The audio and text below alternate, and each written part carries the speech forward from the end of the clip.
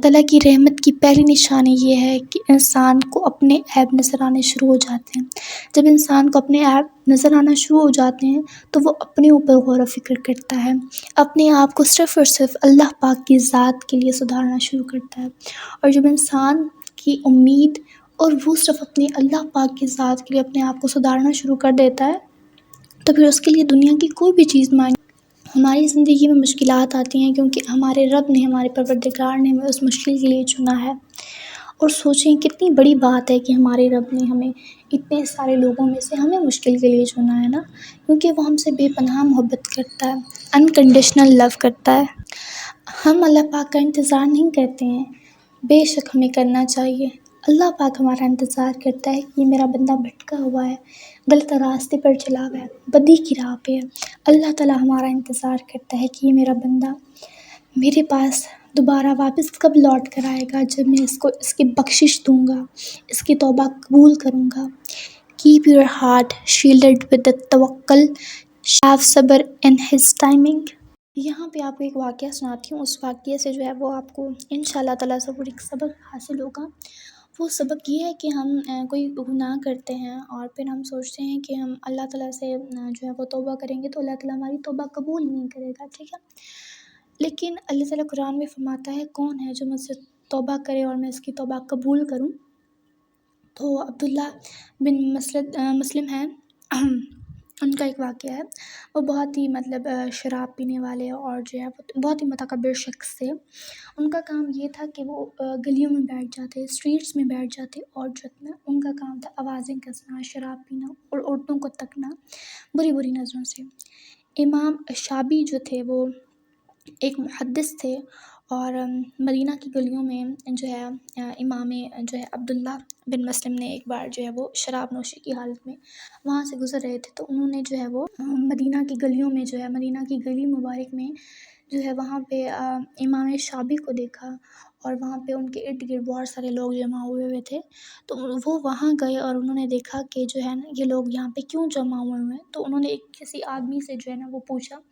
کہ جہاں پہ بہت سارے لوگ کیوں جمع ہوئے ہیں، تو انہوں نے فرمایا کہ امام شابی آئے ہوئے ہیں۔ تو انہوں نے پوچھا کہ وہ کون ہے، تو انہوں نے کہا کہ وہ محدث ہیں۔ اب انہوں نے کہا کہ محدث کون ہے؟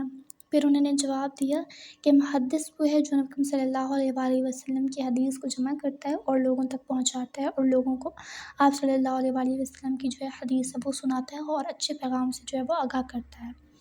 تو انہوں نے جو ہے شراب نوشی کی حالت میں ان کے سامنے گئے اور ان سے کہا کہ تنزیہ طور پر کہا کہ آپ بھی مجھے کوئی حدیث سنائیں مذاق کے انداز میں۔ انہوں نے اس حالت کا جو ہے وہ تذکرہ کرتے ہوئے اور جو ہے چونکہ وہ بہت ہی ذہین شخص تھے،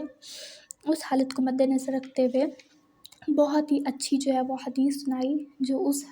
ٹائم سے جو ہے وہ ریلیٹ کرتی ہے۔ انہیں سنایا کہ جب تم شرم نہ کرو تو جو کرو، جب تم حیا نہ کرو تو جو کرو۔ اب اس حدیث پر غور کرنے والی بات ہے، مطلب یہ ہے کہ جب ہمیں شرم نہیں ہے، اللہ پاک کا ڈر نہیں ہے تو پھر چاہے جو کرنا ہے کریں، لیکن اگر ہمیں اللہ پاک کا ڈر ہے، ہمیں اس بات کا خوف ہے کہ ہم نے روز قیامت اللہ پاک کو کیسے جواب دینا ہے، تو پھر اللہ کی خاطر اپنے نفس پر جبر کریں اور جو ہے اللہ کے لیے جو ہے وہ اس چیز کو چھوڑ دیں۔ اب اس حدیث نے ان کی زندگی اتنی بدلی کہ وہ جو ہے امام بخاری کے استاد بنے رہے اور انہوں نے وہاں سے جو ہے وہ تعلیم حاصل کی، ان سے جو ہے وہ حدیثوں کا مجموعہ اکٹھا کیا اور جو ان کو سمجھا، اور پھر انہوں نے اپنی زندگی ایسے تبدیل کر لی جیسے انہوں نے کبھی کوئی گناہ کیا ہی نہ ہو۔ بے شک اللہ تعالیٰ فرماتا ہے کہ جو میرے پاس بخشش کے لیے آئے گا میں اس کی گناہ ایسے معاف کر دوں گا کہ جیسے اس نے کوئی گناہ کیا ہی نہیں، لیکن شرط یہ ہے کہ جو توبہ ہے وہ سچے دل سے کرنی چاہیے۔ جب تک ہم توبہ سچے دل سے نہیں کریں گے اللہ تعالیٰ ہمیں معاف نہیں کرے گا۔ اگر ہم توبہ دکھاوے کے لیے کریں گے تو پھر وہ گناہ دوبارہ بار سر انجام کریں گے اور ہماری توبہ کا جو ہے وہ کوئی بھی فائدہ نہیں ہوگا۔ تو زیادہ سے زیادہ کوشش کیجیے گا، زیادہ سے زیادہ کوشش کیا کریں کہ جب بھی کوئی گناہ ہو توبہ کریں اور سچی توبہ کریں جو سچ میں قابل قبول ہو اللہ پاک کی نظر میں، اور اللہ پاک کو وہ توبہ اتنی پسند آئے کہ اللہ پاک ہمیں جو ہے وہ اس کے بدلے میں جو ہے وہ استغفار جو ہے وہ ہمارے نصیب میں لکھ دے کہ ہم وہ گناہ دوبارہ سر انجام نہ کریں۔ اب یہاں پہ ایک اور اچھی بات جو میں آپ کو بتانا چاہوں گی وہ سورہ بقرہ میں دی ہوئی ہے۔ If Allah wants to do good to somebody, He afflicts him with trials۔ اللہ ہمیں مشکلات سے گزارتا ہے تاکہ ہم اس کے قریب ہو سکیں، اس کے محبوب بندے بن سکیں جو وہ کب سے ہمارا انتظار کر رہا ہے۔ اب یہاں پہ آپ کو ایک اور بات بھی بتانا چاہوں گی کہ ہم مایوس جب ہوتے ہیں تو ہم ہمارے جو ہے لہجے میں ہمارے اندر ایک عجیب سا چڑچڑاپن آ جاتا ہے، اور اس حالت میں ہم نہیں دیکھتے کہ ہمارے سامنے کون ہے یا کون نہیں ہے، ہم اس بات پر غور ہی نہیں کرتے، اور اس حالت میں ہم جو ہے وہ کسی کو تکلیف دے دیتے ہیں، دکھ دے دیتے ہیں جانے انجانے میں، جو ہمیں پتہ ہی نہیں ہوتا کہ ہم نے کسی کو دکھ دیا بھی ہے یا نہیں۔ اس کے بارے میں ہے کہ کبھی انسان کو دکھ دینا تو بہت ہی آسان ہے، جتنا کہ سمندر میں ایک پتھر پھینکنے جیسا ہو، لیکن یہ چیز جاننا بہت ہی مشکل ہے کہ وہ پتھر کتنی گہرائی تک گیا ہے۔ اس سے مراد یہ ہے کہ وہ چیز جاننا ہمارے لیے بہت ہی مشکل ہے کہ وہ بات جو ہے وہ اس انسان کے دل پر کتنی اثر انداز ہوئی ہے، اس بات نے اس انسان کے دل پر کتنا اثر کیا ہے، یہ چیز جاننا بہت ہی مشکل ہے۔ اب یہاں پہ ایک اور خوبصورت بات ہے کہ کوئی ہمیں دھوکہ دے کر چلا جاتا ہے یا نہیں، اس کے بارے میں ہے کہ کسی انسان کو دکھ دینا تو بہت ہی آسان ہے، جتنا کہ سمندر میں ایک پتھر پھینکنے جیسا ہو، لیکن یہ چیز جاننا بہت ہی مشکل ہے کہ وہ پتھر کتنی گہرائی تک گیا ہے۔ اس سے مراد یہ ہے کہ وہ چیز جاننا ہمارے لیے بہت ہی مشکل ہے کہ وہ بات جو ہے وہ اس انسان کے دل پر کتنی اثر انداز ہوئی ہے، اس بات نے اس انسان کے دل پر کتنا اثر کیا ہے، یہ چیز جاننا بہت ہی مشکل ہے۔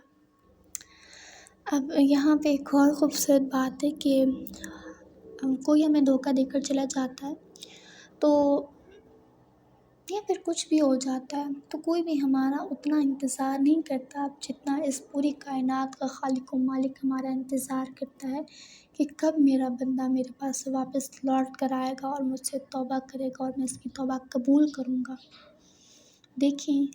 وہ ذات پاک ہے جس نے پوری کائنات بنائی ہے، لیکن پھر بھی وہ ایک شخص کے لیے ہمارے لیے انتظار کرتا ہے کہ میرا بندہ کب میرے پاس لوٹ کر آئے گا، کب میرا بندہ مجھ سے توبہ کرے۔ ہم آج سے ہی اپنے گناہوں پر شرمندہ ہو کر اپنے اللہ پاک سے سچی توبہ کریں، 2 آنسو ہی بہا لیں، شاید ہو سکتا ہے ہمارا اس رب کو 2 آنسو بہانا ہی اتنا پسند آ جائے کہ اللہ پاک ہمارے گناہ معاف کر دے اور ہمارے دل کا بہترین استعمال کرے، اپنی قربت نصیب کر دے ہمیں۔